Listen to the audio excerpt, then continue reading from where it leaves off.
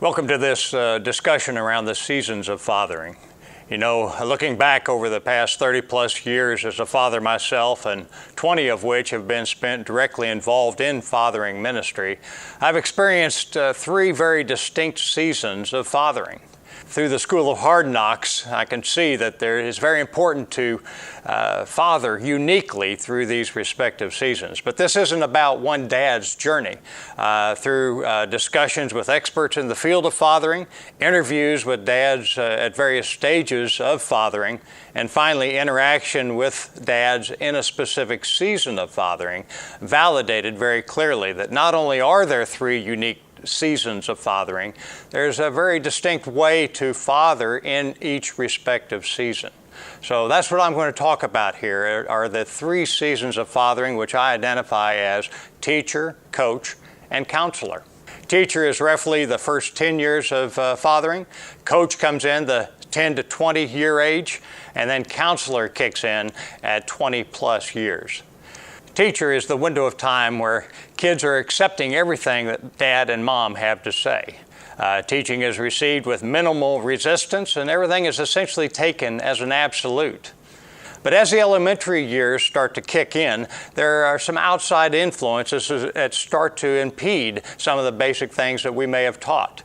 As a coach, it's important to be very tuned in to what the resistance is, what that pushback, what's the source of the pushback during these years, and then stay on top of that. It's important to know that as a coach, you always have the right to step in and call timeout and change a play, but the key is to understand that there will be successes and there will be failures during this stage, this time of life. As you move on during the adult years, the counselor, it's time to let go. That's a time where generally the phone has to ring, and we no matter how much we may want to offer advice, we can't give it until it's being asked for by an adult child. So that letting go season can be pretty tough. Now, of course, within each season, we can experience all three seasons. In the first 2 years of a child's life, we teach a kid to walk and talk. And then we coach them through the stumbles and the mumbles, and then we let go. They may ask advice about walking down to the park or what words they can say, but for the most part, that's all three seasons wrapped up in the first 2 years of a child's life. It's a similar experience when it comes to teaching a kid to ride the bike or teaching them to drive a car.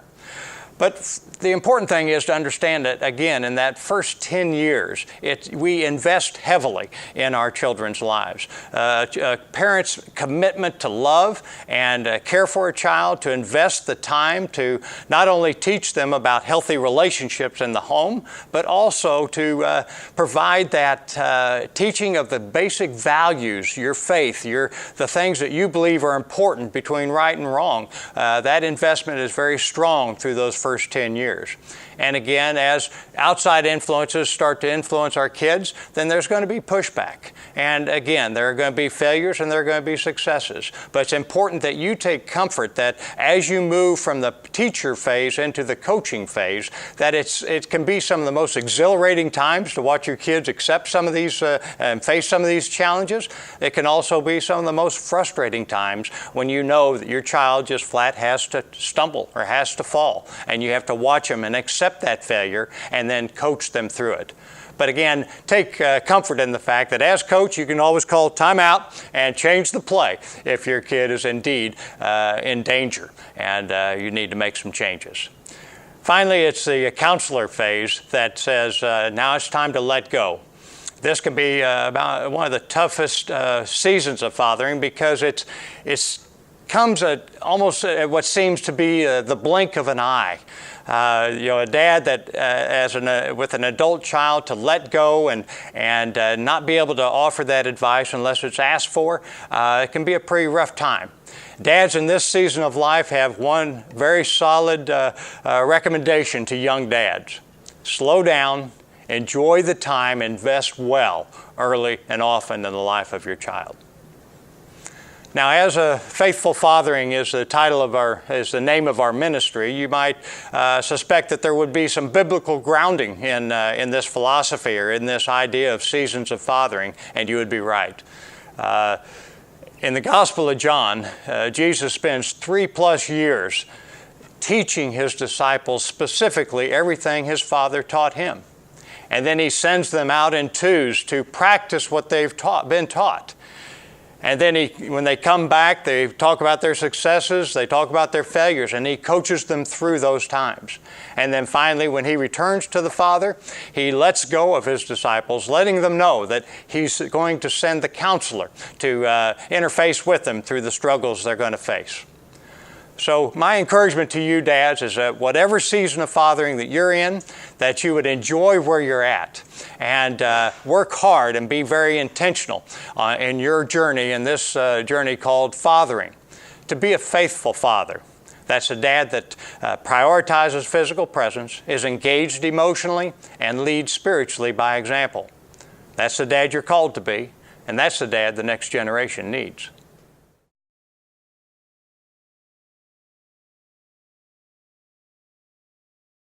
During the teaching season, there are 4 aspects that I want to discuss. One is how we teach our kids to play, how we teach them to pray, how we teach them to read, and how we teach them to accept responsibility.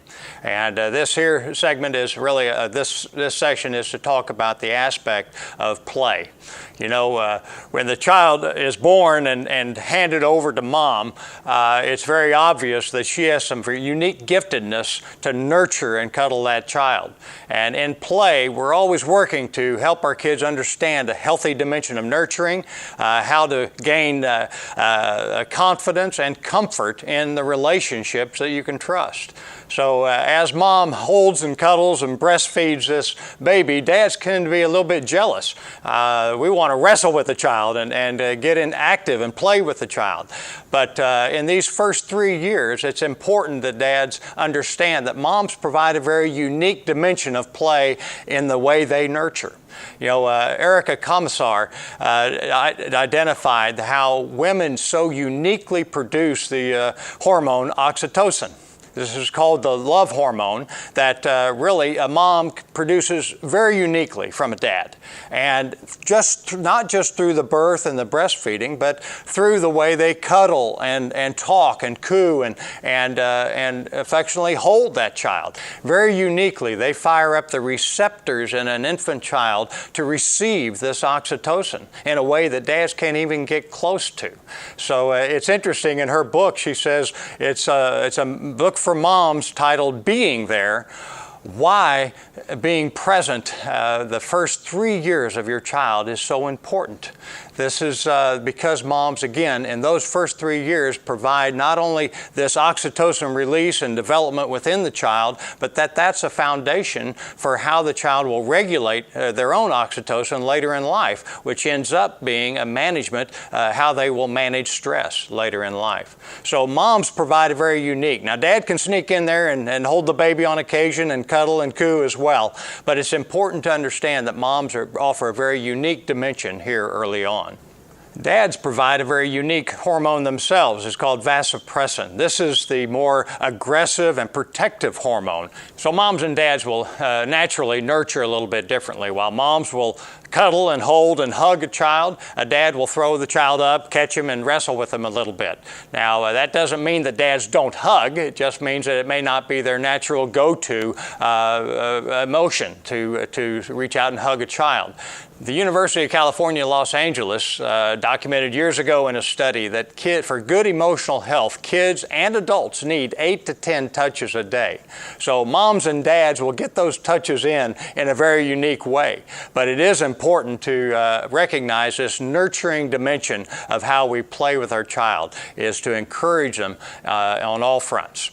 When it comes to comfort, moms also get a head start with us because of the breastfeeding and the bonding that goes on early on in the infancy of a child. Now, Dad can step in and burp the child, hold him, while he sleeps and that type of thing. There are ways that we can create that comfort. But again, we provide comfort in a unique way. One of the things Dad does well is builds things. So we may get on the floor and play with the child building Legos or a Lincoln log, something along those lines. Later on, it may be building and putting together a swing set or a tree house. And then we provide comfort while kids experience first things, like the first time down that slide. Dad's going to be there to catch them.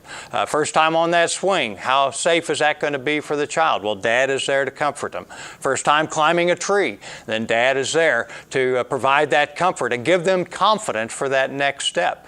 Because that next step might be learning how to throw a ball or learning to swim, learning to play an instrument. These are the things that dads encourage, and through that involvement can provide the comfort and start to build the confidence that's needed. Because around the corner will come that first tryout for that school team or that extracurricular activity. Then that's the confidence that dads can instill to take that step. And then Dad is always there to provide some specific training or around a given area, or to intermediate the challenges a child will face, whether it's a setback, not making a team, or a failure. Dad's there to help keep things in perspective and provide those words of encouragement to continue to press on, because that's how kids continue to move on. It's in these team sports, whether it's a team sport like baseball or basketball, or individual sport like tennis, or a choir, or being part of a choir, or a band. This is how kids experience the thrill of victory and the agony of defeat, and also how to maintain a good level of sportsmanship throughout, regardless of the result. One reminder, Dad, kids will look to the stands during a performance or a competition. They seek affirmation that you believe in them, and they draw comfort from your presence. If your physical presence is not possible for a given event, let them know ahead of time. Drop them a note of encouragement to let them know that you're praying for them, and that you know they can do whatever there is that they need to do. And that will help fill the void of your missing that particular event. We know we're not going to make all events, but I do encourage you to make it the exception to miss an event versus the rule.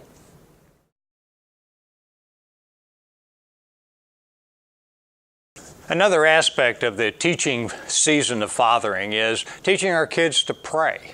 As a faithful father, you're challenged to be prioritizing your physical presence, be engaged emotionally, and lead spiritually by example. Leading spiritually has everything to do with praying for your children, with your children, and then finally helping them to develop their own prayer life. That's how we pass the baton of our faith to the next generation. From conception, it was very obvious to me that there was a miracle going on in my bride's womb.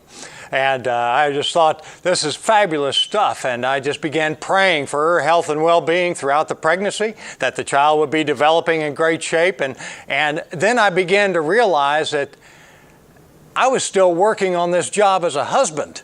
To be the husband my bride needed, and now I had to be the father my child would need.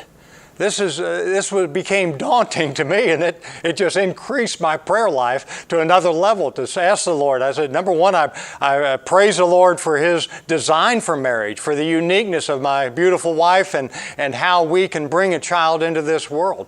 But that prayer then manifested into, Lord, just helping me be the father that I need to be, and that my child needed me to be His representative in the home. Sure enough, pregnancy was not a permanent condition, and the child did come into the world. It was a tense time because my daughter had gotten wrapped up in her umbilical cord, and she was really under stress. And so as the doctor flung the cord from around her and cut the cord, she handed this beautiful baby to my bride to hold and to cuddle, and everything was calm. Thanks to prayer, in the midst of a tense time, I did have some calm about me. And sure enough, our baby was completely healthy and well. And that started our journey as mother and dad.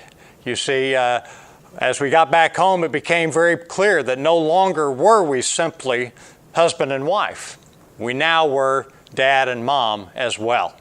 And again, so prayer became a constant part of our home to begin to make this time of transition in a way that would absolutely complement this life that had been entrusted to us.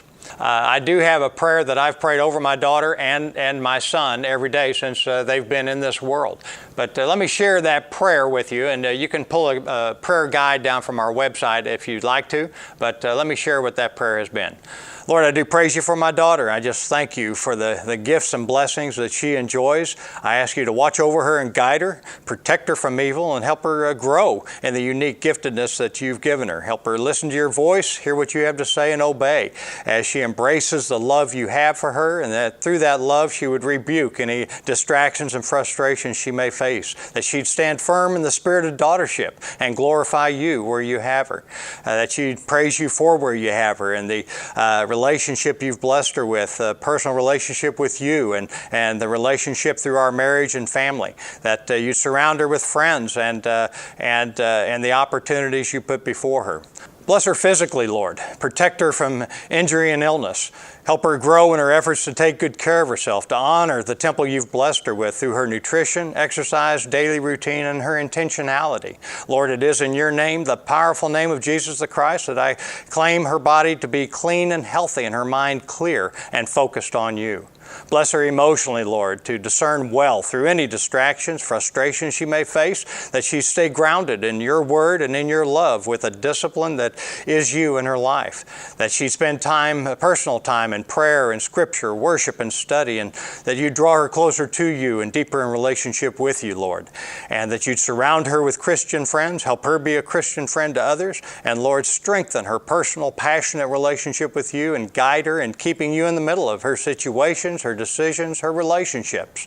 Let her know you will bring that right young man into her life that will love and is well grounded in his Christian faith, growing in his walk with you, that will love and care for her as you love and care for your church. That you would teach her to love and respect him as your church loves and respects you. And you bless them with a happy and healthful marriage and family, with children that come to know Christ just as they have, and that their children and their children will grow in your word and in your love with the discipline thanks to the seeds planted and nurtured this day and every day. Now, why did I go out 3 and 4 generations? Because that's where the sins of the father go out. Any sins that I've committed, I don't want to percolate through the generations, so I cover them for 3 and 4 generations out. I also encourage you, obviously, for a son, you would say that you would bring a well-grounded Christian young lady into his life that would love and respect him as your church loves and respects you, and that you would teach my son to love and care for his bride as you love and care for your church. So those are just adaptations, but the key is to provide that prayer coverage over your child every day. I guarantee you I am here today because of my mother's prayer for me every day of my life. So don't ever underestimate the power of prayer, and that's what we have to carry forward. That's how we have to lead spiritually, by example in the home. As kids begin to talk, you can start to encourage them to get involved in the prayer as you pray over them. They may just be as simple as them throwing in the amen, and that's okay. It may be that you start to talk about your family or extended family and concerns going on, and you might incorporate those in the prayer. As the child matures, as you get on into the elementary years and what have you, as sentences start to come together and they start to be able to converse completely, particularly, like I said, in the mid to late elementary years, begin to nurture their own personal prayer time. One way to do that, a flow, is to around bedtime, start talking to your child about their day. What have been some highlights and what have been some lowlights? And then begin to incorporate that that in prayer. Don't be surprised if your child asks you to pray for a cat or a dog during this time. That's okay. I love these glimpses of God's glory because they're just innocent children saying they want to pray. And I think that's a fabulous thing. But as you get into, as the kids start to mature, it's important that you have this conversation about their day and how you would manifest. See, a lot of times prayer is thought of as a checklist or a series of requests for God. And it's important to blast through that. It's about their personal conversation with God. So we facilitate that by having a conversation with them about their day and picking out some highlights and those lowlights that may be concerns about the way the day has gone. And then as you introduce the prayer, you might start it with something like, Lord, I just thank you for this time with my child. What a blessing it is to be able to talk about his or her day like this. And then you turn it over to them and say, well, why don't you lift up your praises for God and the concerns that you have across this day? And then I'll wrap it up in prayer. And that's one way you can go about doing that. And then as time goes on, they can develop their own prayer life. But one thing I always do encourage is during this transition time of teaching them to have their own conversation with God and their own personal prayer time, I think it's always powerful to wrap it up together in the Lord's Prayer. And that would be Our Father, talking about that, always reminding our children that we are not the perfect Father. Our job is to point to the perfect Father. So in this prayer, we're saying, Our Father, who art in heaven, hallowed be thy name. Thy kingdom come and thy will be done on earth as it is in heaven. Give us this day our daily bread and forgive us our trespasses as we forgive those who trespass against us. And lead us not into temptation, but deliver us from evil. For thine is the kingdom and the power and the glory forever. Amen.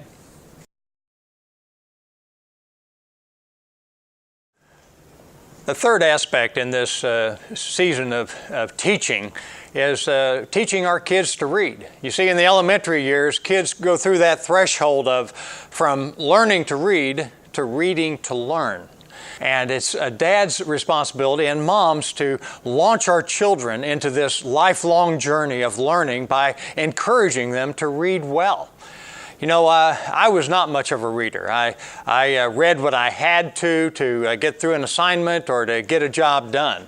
But I swear that my bride, through the 9 months of pregnancy with our first child, she read more books than I had read in my entire life up to that point in time. But you know, as she began to share with me how the child was developing within her at 3 months, 6 months, 7 months, 8 months, I found it fascinating. And I got convicted that if she was doing all this reading to get up to speed on the mothering role that she was moving into, I'm sure better start doing some reading to get up to speed on this role as a father that I was fixing to get into. So that's what we had to embrace as parents, to understand the responsibility. I couldn't just coast. I had to be intentional to read myself. And then as soon as our daughter came into the world, we began reading. It was simple through the use of illustrated books to provide stories. And you could certainly include an illustrated Bible so we can start to plant the seeds early for the faith that we had. And as kids start to get the eyes to focus in and maybe start to get the hands to work, then you can start to have some illustrated books that have a few words in there. So you can start to tie the words to the picture, and then they can turn the page to a new page that has a new set of words and a new picture. And to watch this start to develop is really fascinating. And again, maybe the next step would be to have a book where there's some interaction involved, where they have to pull an object out and put an object back in. That's just part of that hand coordination. These are the things that you can introduce, and to see the development over just the first 2 years of a child's life is really fascinating. Now, as a child starts to learn the alphabet and maybe begin to put some words together, certainly the book should start to have more words than pictures. And, as our son came along, he was younger, and our daughter, she would be reading maybe key sentences, and he would identify key words in there. So both the kids were engaged as my bride eloquently stepped in to help our kids learn how to read well. But as the kids again mature into at this stage, they can be well on their way to learning to read by the time they hit kindergarten. Now, as they move forward into the elementary school years, they'll start reading some books, and you might read those books with them. They can read a page, and you can read a page, and so you echo back and forth, and you have an opportunity to teach them new words. They may, as they mature, they may start by the 4th grade, they're probably reading some books on their own. I encourage you to shadow read some of these books so that you can have some discussions with them, and that can continue on into the teenage years. When they're reading a novel or whatever, just shadow read it with them, and that can open the door for some fabulous discussions. It is through those discussions that you'll be validated as dad and mom, that you have facilitated your child to move across that threshold in good standing from learning to read to reading to learn well. And at that point, you get an atta dad and an atta mom from me.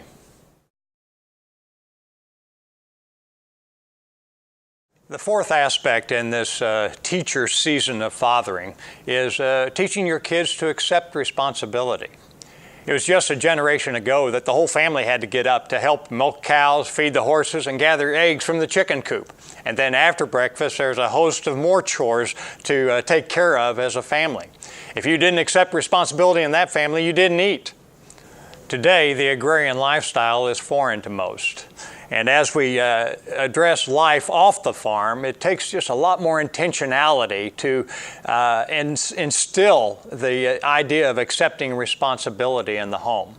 It really starts from the get-go. As soon as a child starts playing with toys outside the crib, it's important to instill that rule that if you're going to get another toy out, you need to put this toy away. That's a responsibility for his or her toys. As you get into the multi-piece toys, the Legos, Lincoln Logs, or what have you, then you have the opportunity to say, okay, now this is an area that you need to make sure is picked up after you're done playing. And then that can lead into a list of chores. Those chores might include making sure they make their bed every morning or keeping their room tidy. Might be setting the table for dinner and cleaning up after dinner. Cleaning the bathrooms, dusting the baseboards. That's a good list to begin to create for chores that the child can take responsibility for. Of course, you need to move into those personal responsibility things too, like responsibility to brush your teeth, to take a bath, to do the things you need to do to take good care of yourself, and to make dinner on time, to participate in family time and join in family prayer time. These are the opportunities we have to create some responsibility within the home environment. Now, know that it's always important to be very specific in what these tasks require. Specific about what the task is, the timing of which the task is to be done, and what the expectations of the completed task are. Then you can have the consequences associated with that very clear as well.